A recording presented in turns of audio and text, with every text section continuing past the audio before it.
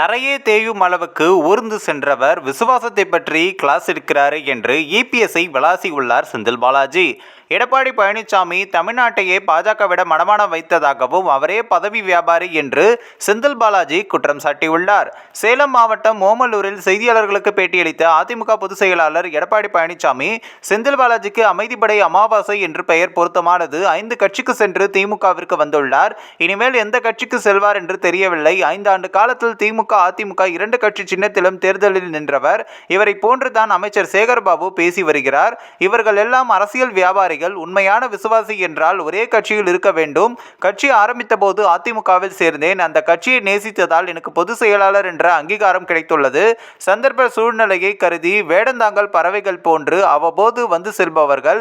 இவர்கள் எல்லாம் எங்களை பற்றி பேசுவதற்கு அருகதை கிடையாது என்று கடுமையாக விமர்சனத்தை இபிஎஸ் முன்வைத்திருந்தார்.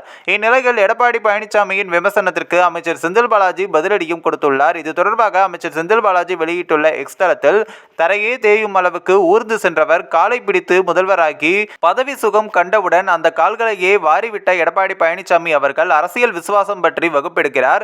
பழனிசாமி அவர்கள் தனிப்பட்ட வகையில் எத்தனை பேருக்கு துரோகம் செய்தார் என்று கணக்கை கூட விட்டுடலாம்.